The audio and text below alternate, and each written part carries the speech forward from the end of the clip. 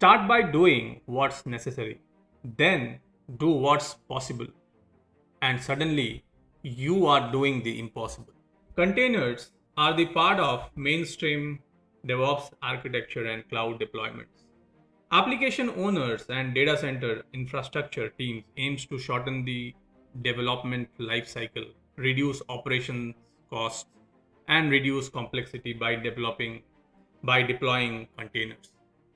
Containers are similar to virtual machine in that they have their own network interfaces, file systems, resource controls, and are isolated from each other.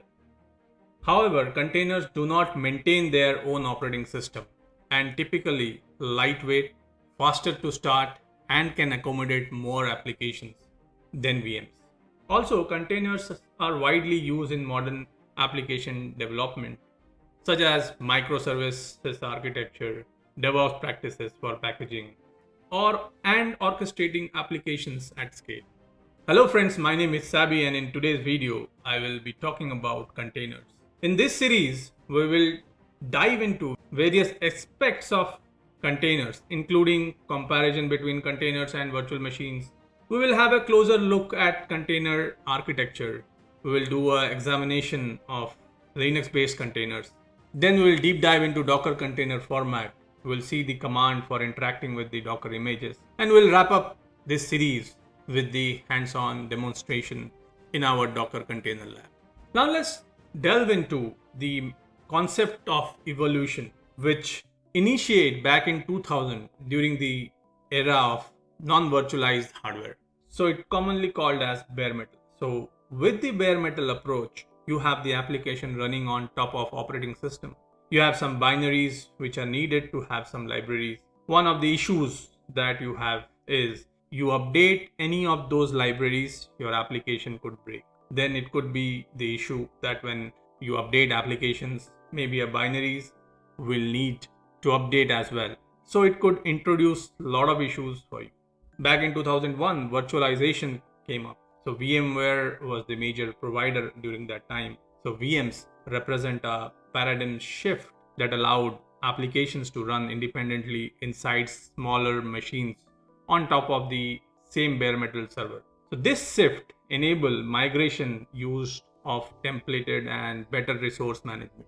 Then in 2006, AWS came up with infrastructure as a service. In 2009, there's a multiple providers of platform as a service. In 2010, OpenStack came up with commitment of providing open source infrastructure as a service, which are followed by open source platforms in 2011. Then came 2013, where the containers are introduced and Docker became one of the prominent providers. So container creates a trade-off between a stricter isolation and operating system variety of virtualization and agility and resource optimization of even smaller units of execution. Like VMs, containers provides a sandbox for the running application to create a certain degree of isolation. Such isolation is less strict than a VM, but generally has less overhead and greater agility. You can build an application in the container on your local environment and then deploy the same container image in production. This approach reduces the development effort when moving between different environments and teams. Finally, in 2015, Cloud Native concluded its research for a container management and orchestration by using a project called Kubernetes. And that's how Kubernetes evolved. So let's see the difference between a container and a virtual machine. Virtual machines and containers are both technologies used in the world of computing and software development. But they serve different purposes and have distinct characteristics. And here are the comparison to help you understand the key difference between virtual machines and containers. So what is the purpose? Virtual machine emulate an entire computer system, including the operating system, on a physical host. They are used for running multiple operating systems and application on a single physical server, which is useful for isolating workloads, testing different environments, and running legacy applications.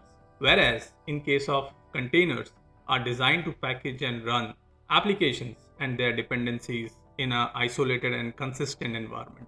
They are primarily used for deploying and managing applications efficiently in the cloud native and microservice architectures. What about the overhead? When we talk about overhead, virtual machines are resource intensive because each virtual machine requires a full operating system instance. This means that they can consume a significant amount of CPU, memory, and storage, often leading to higher infrastructure cost. Containers are lightweight because they share the host kernel. They consume fewer resources compared to VMs, manage them more efficient in terms of resource utilization. How about doing an isolation between the VMs and the containers, how they behave? So VM provide a strong isolation between each VMs as its own operating system instance. The isolation is helpful for security and running different operating systems side by side. In containers, they are lower level of isolation since they share the same OS kernels as the host. While this makes them more lightweight, it may pose a security concerns in some scenarios. So when we talk about portability, so here containers are highly portable. They are typically packaged as a lightweight images that can be easily moved and run on different systems, which is beneficial for consistent development across various environments. Whereas in case of VMs are portable but can be heavier to move between different environments due to the large size, because you need to have the entire operating system to be installed in each VMs for the applications. When we talk about the start time, VMs typically takes longer startup time because involve the booting up the entire operating system. This can be slow compared to containers. So containers start quickly since they don't need to boot an entire operating system. This makes the ideal for application require rapid scaling and deployments. When we talk about a use case, virtual machines are often used for running multiple operating systems on a single server, hosting legacy applications, and creating isolated test environments. When we talk about containers, they are widely used in modern application deployments, microservice architectures, and DevOps practices for packaging, deploying, and orchestrating application at a scale. In summary, virtual machines and containers each have their strength and are suitable for different use cases. VMs are suitable for scenarios requiring strong isolation and diverse operating systems, while containers excel in resource efficiency, rapid deployments, and application-centric use cases. Many organizations use both technologies depending on their specific needs and infrastructure. Containers also introduce a shift in expected lifetime.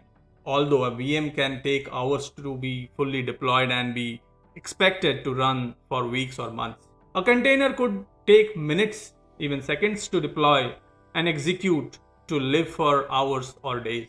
By allowing greater agility and ease of iteration without increasing risk, containers allow faster deployment cycles and individual instances or versions become less important overall and thus expandable. Another advantage of containers is improved scale-out capabilities.